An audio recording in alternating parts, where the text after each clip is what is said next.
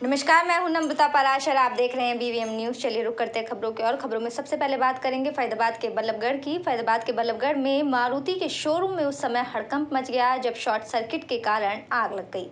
Maruti showroom की workshop के पीछे बने पेंट डिपार्टमेंट में के बिजली पैनल में शॉर्ट सर्किट की वजह से तारों में आग लग गई। पैनल में आग लगता हुआ देख वर्कशॉप में काम करने वाले लोगों ने फायर ब्रिगेड के अधिकारियों को इसके बारे में जानकारी दी।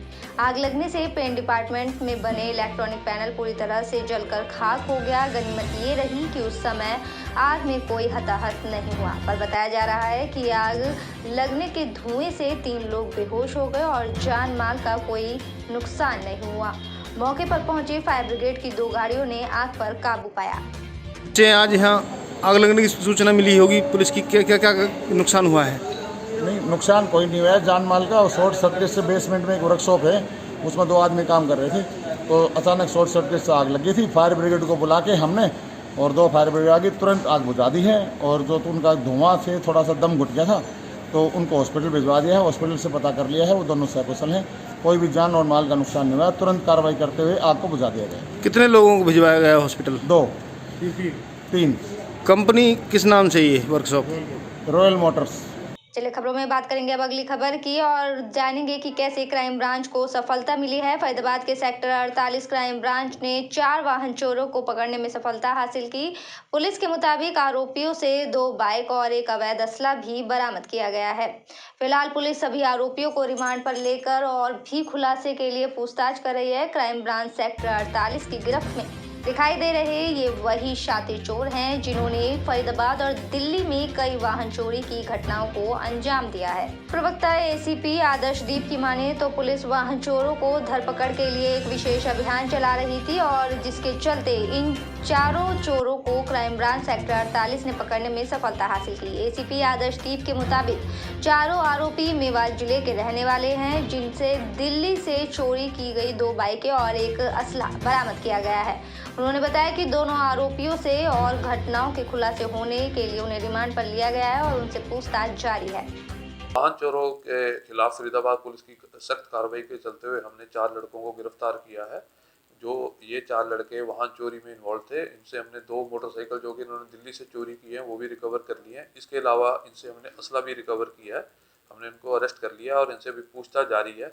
इनसे और भी वाहनों की रिकवरी की संभावना है। तो ये कहाँ की वारदातों को अंजाम दिया था? इन्होंने दिल्ली, फरीदाबाद में थे। इनके खिलाफ पहले भी कई मुकदमे दर्ज हैं। ये लड़के मेवात के हैं। अगली खबर की और खबरों में अब बात करेंगे कि कैसे 2 तांत्रिक बाबाओं ने एक घर के लोगों को अपने जाल में फंसाया और उनसे कैसे ठगी करते हुए लाखों रुपए उनसे हड़प लिए।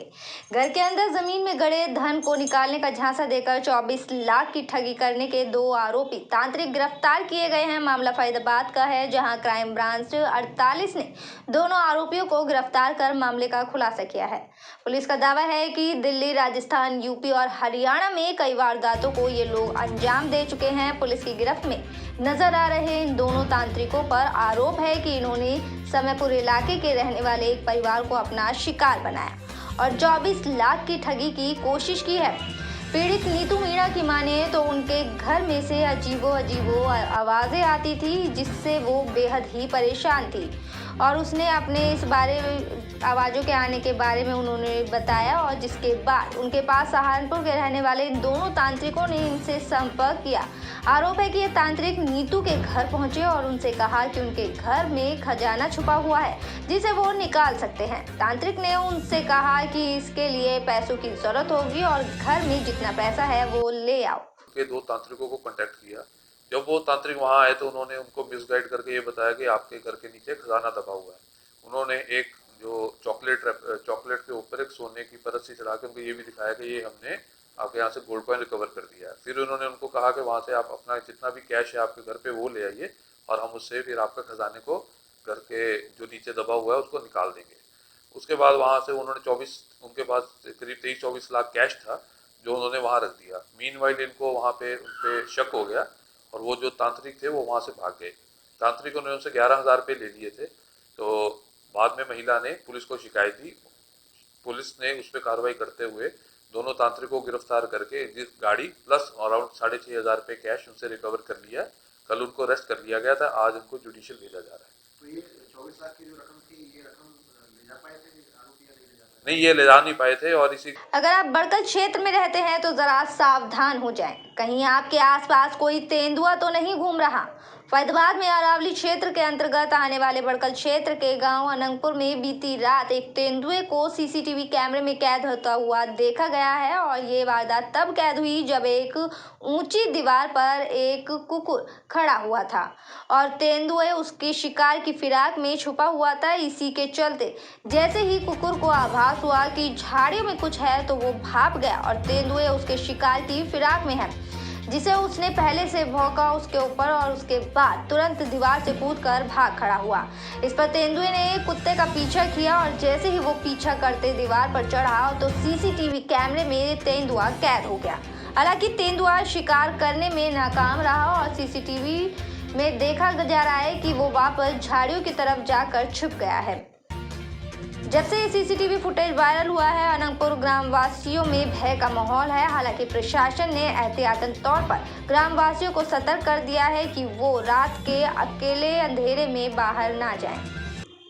चलिए रुक करते हैं अगली खबर की ओर। महिला एवं बाल विकास विभाग द्वारा बेटी बचाओ बेटी पढ़ाओ अभियान के तहत बवानीखेड़ा के चांग सर्कल में इस वर्ष नवजात बच्चियों के साथ लोहड़ी और मकर संक्रांति का पर्व मनाया गया। महिला एवं बाल विकास अधिकारी दीपिका बजाज के नेतृत्व में चांग के राजकीय कन्या वरिष्ठ माध्यमिक विद्यालय में कार्यक्रम का आयोजन कर चांग व ठाणी चांग सहित जोन की इस साल पैदा हुई 30 नवजात बच्चियों को कंबल व बधाई पत्र देकर सम्मानित किया गया। महिला एवं बाल विकास अधिकारी दीपिका बजाज ने बताया कि लोहड़ी और मकर संक्रांति पर्व पर समाज में अक्सर बेटा पैदा होने की ही खुशियां मनाई जाती है और बेटा पैदा होने की ही मन्नत मांगी जाती है। लेकिन विभाग ने अब की बार बेटी बचाओ बेटी पढ़ाओ अभियान के तहत बेटियों के प्रति जागरूकता लाने के लिए एक अभियान चलाया है, जिसके तहत चांग जोन में बेटियों के प्रति लोगों को जागरूक करने के लिए राजकीय कन्या स्कूल में लोहड़ी पर्व पर बेटियों को सम्मानित कर अग्नि जलाकर उनके साथ लोहड़ी और मकर संक्रांति का त्योहार धूमधाम से मनाया है। जो बेटे पैदा होते हैं, जिनकी पहली लोहड़ी है, तो बहुत अच्छे से सेलिब्रेट करते हैं, खुशियाँ मनाते हैं। लेकिन लड़कियां पैदा होने पर ज़्यादा सा खुशी नहीं मनाई जाती।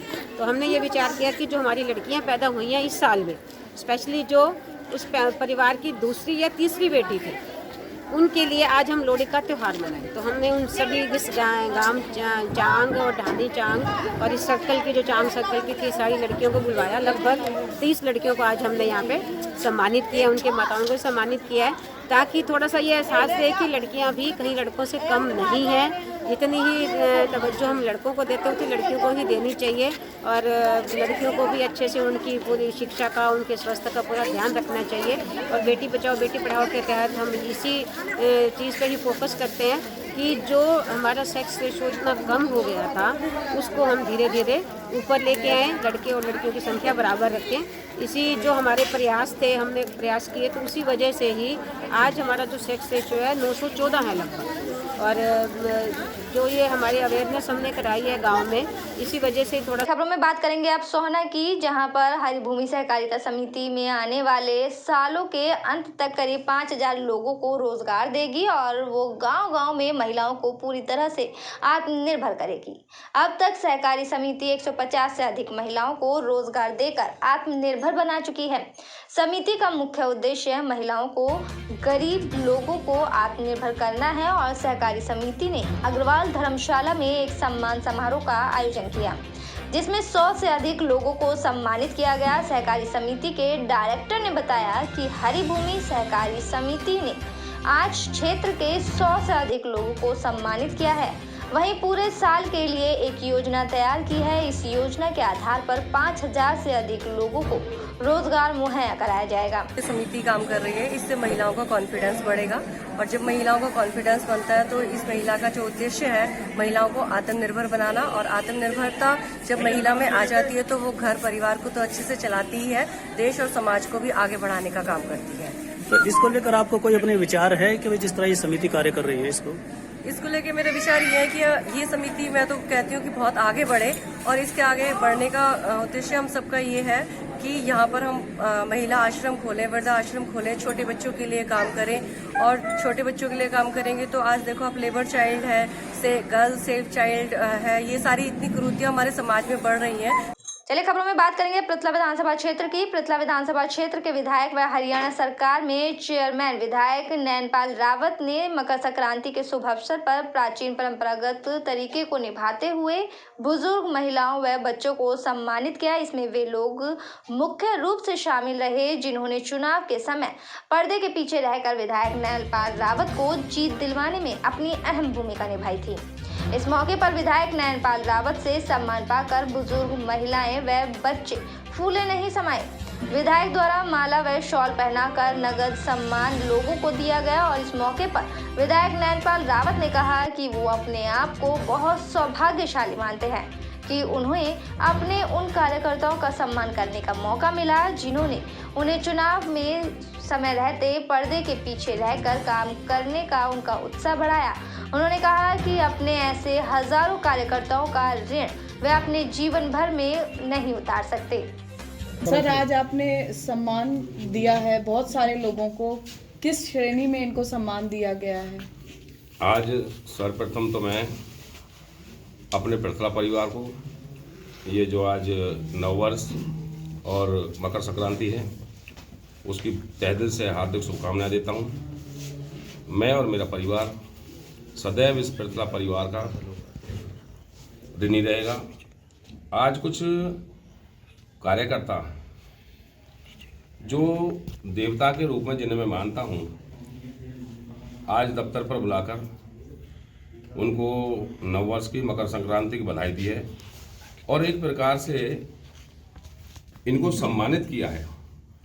वैसे तो पृथला विधानसभा के बहुत सारे ऐसे माता, बहन, चाचा, ताऊ, छोटे छोटे बच्चे, युवा साथी बहुत सम्मान के हकदार हैं जिन्होंने बगैर किसी झंडे के, बगैर किसी पार्टी के एक ऐसा धुआंधार चुनाव, एक ऐसा ज़बरदस्त चुनाव जो मेरे साथ मिलकर लड़ा और मेरे जैसे गरीब किसान के बेटे को चंडीगढ़ विधानसभा में विधायक के रूप में पहुंचाया। इसलिए चलिए खबरों में बात करेंगे अब रोहतक की। 26 जनवरी को हरियाणा और पंजाब के सभी गांव खाली हो जाएंगे। जी हां, आंदोलन में आए किसानों के इस बयान से सरकार की नींद जरूर उड़ जाएगी। आंदोलन के दौरान कृषि बिल की प्रतियां जलाने आए किसानों ने ऐलान कर दिया है कि 26 जनवरी को दिल्ली में न केवल किसान बल्कि पशुओं के साथ एंट्री होगी। अब किसानों के साथ महिलाएं, बच्चे, भेड़, बकरी, गाय, भैंस भी दिल्ली जाएंगे। किसानों के ऐलान के बाद अब सरकार की धड़कनें तेज हो गई हैं। आए दिन हरियाणा में किसान अजीब गरीब ऐलान करके सरकार की धड़कनें तेज कर रहे हैं। अब हरियाणा में कृषि बिल के खिलाफ आंदोलन कर रहे किसानों ने ऐलान कर दिया है कि 26 जनवरी को न केवल किसान बल्कि भेड़, बकरी, गाय, भैंस और बैलों को भी लेकर वो दिल्ली जाएंगे। यही नहीं, 26 जनवरी को पंजाब और हरियाणा के गांव खाली हो जाएंगे क्योंकि हरियाणा और पंजाब से महिलाएं, बच्चे और किसान गणतंत्र दिवस पर दिल्ली में घुसेंगे। यही नहीं, अगर कृषि बिल वापस नहीं हुआ तो प्रधानमंत्री को झंडा तक नहीं फहराने देंगे। रोहतक टोल पर आंदोलन कर रहे किसानों ने कृषि बिल की प्रतियां फूकी और सरकार के खिलाफ प्रदर्शन किया। वहीं दूसरी ओर किसान नेताओं ने कहा है कि कृषि बिल की प्रतियां फूकी हैं और प्रधानमंत्री और हरियाणा के डिप्टी सीएम दुष्यंत चौटाला और सीएम मनोहर लाल खट्टर का पुतला भी फूका जाएगा। देखो जी, हमारा ये आज का कार्यक्रम था जो ये तीनों काले कानून सरकार ने बनाए हैं, इनकी जो हमारे पास जो कॉपी दी हमने आज वो मकड़ोली टोल के ऊपर अग्नि के हवाले कर दी है। जैसे अपना हवन करते हैं ना, उसी प्रकार हमने ये अग्नि के हवाले कर दी है। आगे की हमारी रणनीति ये है जी, कल 2 बजे हम खट्टर जी का, मोदी जी का, दुष्यंत जी का यहाँ पर पुतला फूकेंगे जी। अपना शांति प्रिय तरीके से आंदोलन चालू रखें, हम अपने आंदोलन खत्म नहीं करेंगे जी। सुप्रीम कोर्ट का कल फैसला आया है, उन्होंने कृषि कानूनों को जो है स्टे कर दिया है। देखो जी, सुप्रीम कोर्ट का फैसला आया है, माननीय हमें उसने लगे जो फैसला देता कोर्ट बढ़िया ही देता है, पर लेकिन जब तक ये काले कानून कत्ती रद्द नहीं होंगे ना, तब तक किसान आंदोलन खत्म नहीं होगा। अंदर बाजार में अच्छा सिकंदर ये बताएं, आज जो पर्चियां फूटी हैं किस तरह से विरोध किया आज? पर्चियां इसलिए जो है ना ये कानून दे जो बना के ये बेच रखे थे, हमने ये मंजूर नहीं दे। गवर्नमेंट है ना हमारे ऊपर जोर जबरदस्ती न थापन का काम कर रही थी, हमने ये ना मंजूर कर दिया, हमने ये फूक दिए हैं। और जब तक हमारी मांग नहीं मानी जाती, जब तक हमारे धरने और जो है ना हमारा प्रदर्शन जोर और शोर दोनों तरीके मतलब चालू रहेगा। हम ना सरकार तक कोई झक्कन वाले और ना दबन वाले, और सरकार ने हमारी बात माननी पड़ेगी। 26 जनवरी ने जितने भी गांव गंवाड़ पंचायत किसान मजदूर सब इकट्ठे हो गए, हम दिल्ली में बढ़ाएंगे और हम प्रधानमंत्री ने झंडा। अगली खबर की और एक युवक जो चिल्ला चिल्ला कर लोगों की जान बचाने में जुटा है, क्योंकि नेशनल हाईवे नंबर 9 पर रोहतक जिले के सांपला कस्बे में बाईपास पर एक ट्रक सड़क के बीच में खराब हो चुका है और धुंध इतनी ज़्यादा है कि खराब हुआ ट्रक दिखाई नहीं दे रहा था, जिसकी वजह से हादसे हो सकते थे। खड़े ट्रक में एक कार ने पीछे से टक्कर मार दी। हालांकि गनीमत ये रही कि सिर्फ हल्की फुल्की चोटें ही कार सवार को आई।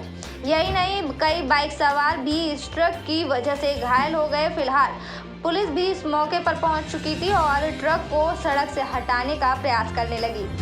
सड़क पर युवक चिल्ला चिल्ला कर लोगों को वाहनों की गति कम करने के लिए चेतावनी दे रहा था, क्योंकि इन्हें पता है अगर तेज गति से आता हुआ वाहन इस ट्रक से टकराएगा तो बड़ा हादसा हो सकता है, क्योंकि धुंध की वजह से विजिबिलिटी बिल्कुल भी नहीं थी। राजीव, आप किस लिए चिल्ला रहे हो यार? भाई इसलिए चिल्ला रहे, किसी का चोट फेंटना लगा, एक्सीडेंट हो रहा है। हक है अच्छा। गाड़ी ठोक रही है, ट्रक में दिख रही है, आपने भी दिखाई भी होगी, तो भाई किसी का नुकसान ना हो इसलिए खड़े हम तो ये जो गाड़ी है इसमें किसी को दिक्कत तो नहीं आई? थोड़ी बहुत खरोच आई है, भगवान की दया से बच गए। कई मोटरसाइकिल के चोट लग ली, मतलब थोड़े बहुत सुलझा है, तो इसलिए खड़े हैं, किसी का चोट ना लग गए। सुबह से 6 बजे तक मांडो ठीक है। हम तो और भाई भी सारे आड़े के आसपास के हैं, अरे खड़े हैं इसलिए खड़े हैं भाई, किसी का ना लग गए। सुबह से 10 नाम है भाई? राम है। राज, किस लिए खड़े हो आप लोग यहाँ पे? यहाँ पे ये ट्रॉला खराब हुआ है और उसमें कोहरे की वजह से गाड़ियाँ भीड़ रही है, तो हम हेल्प कर रहे हैं कि भाई लोगों को पहले जागरूक किया जाए, इशारा करके रोका जाए, उनको स्पीड कम हो जाए तो और गाड़ियाँ जो है वो ना लगे, क्योंकि 10-11 गाड़ियाँ सुबह से यहाँ पे लग चुकी है। तो किसी को चोट वगैरह? हल्की फुल्की चोट आई है, जान किसी की नहीं गई है। कुछ बाइक वाले भी भिड़ चुके हैं, कुछ गाड़ियाँ भिड़ चुकी है। आप देख रहे होगे 2-4 गाड़ियाँ तो अभी यहाँ पे भी खड़ी। मेरे साथ खबरों में फिलहाल इतना ही। आप बने रहिए BVM न्यूज़ के साथ। फिलहाल मुझे दीजिए इजाजत। नमस्कार।